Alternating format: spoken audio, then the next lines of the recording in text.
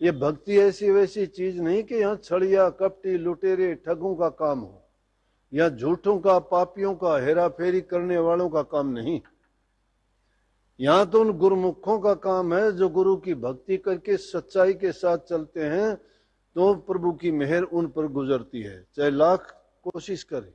इसी प्रकार से मीरा जी को दुनियादारों ने बड़े डिगाने की कोशिश की, अनेक प्रकार के कष्ट दिए। तो इसलिए मैं कह देता हूं कि सच्चाई है, उसको तकलीफ तो हो सकती है लेकिन उसको हरा नहीं सकता कोई,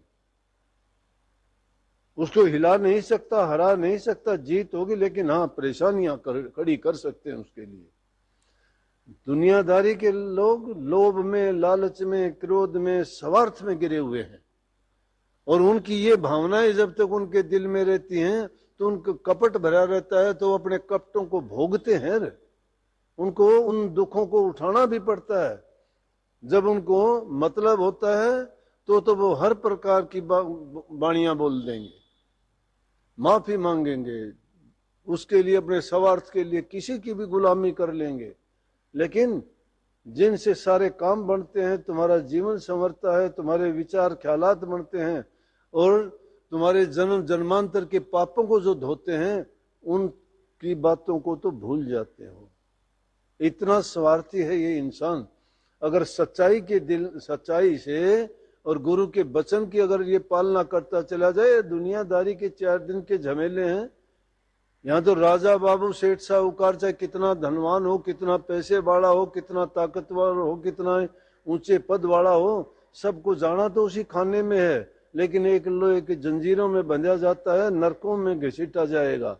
और एक नेक कर्म जो करके जाता है उसको तो वो गति मिलेगी कि दोबारा से इस काल देश में, इस माया देश में, इस पाखंड और कपट वाली जो दुनिया है, इसमें नहीं आना उसको। इसलिए महापुरुष अपने तकलीफों को जाहिर नहीं करते, उनके साथ जो घटित होता है हंसते हंसते उसको स्वीकार करते हैं। सब महापुरुषों की अगर तुम जीवनी को देखोगे, उन्होंने हंसते हंसते झेल लिया। दुनियादार उनको कहते गए, उनको भी ये नहीं कहा कि नहीं ऐसी बात नहीं है। उन्होंने उनको पापी कहा तो हाँ मैं पापी हूं, चोर कहा तो हाँ मैं चोर हूं। क्यों?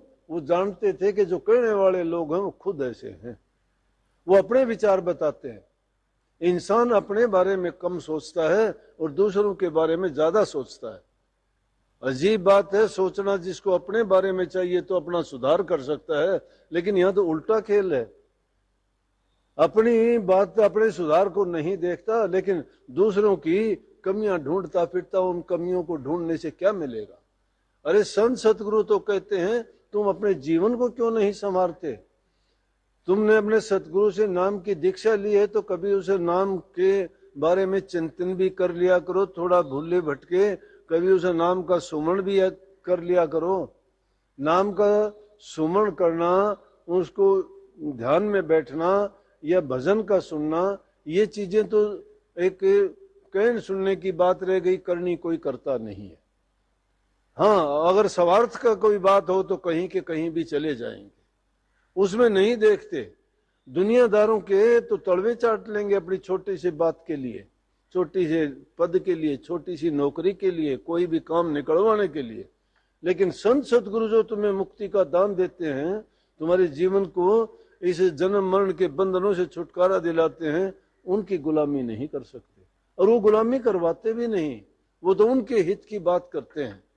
इसलिए ये जीव भ्रमों में पड़ा हुआ है, ये भ्रम इसके नहीं निकलते। क्यों नहीं निकलते? कि जिस देश और दुनिया में हम रहते हैं वो काल देश है, और काल ने सबकी बुद्धि को हर रखा है, और जिसकी बुद्धि पर काल बैठ जाता है उसको सही रास्ते पे नहीं आने देता। इसलिए महापुरुषों ने जीव के निमित्त कहा कि तुम सच्चे मन से, जो हमें प्रभु कहते हैं, जो हमें हमारे सतगुरु कहते हैं, हमारा इष्ट रास्ता दिखाता है, उस पर चलते जाओ, क्योंकि वो हमारे हित की बात सोचते हैं हमेशा।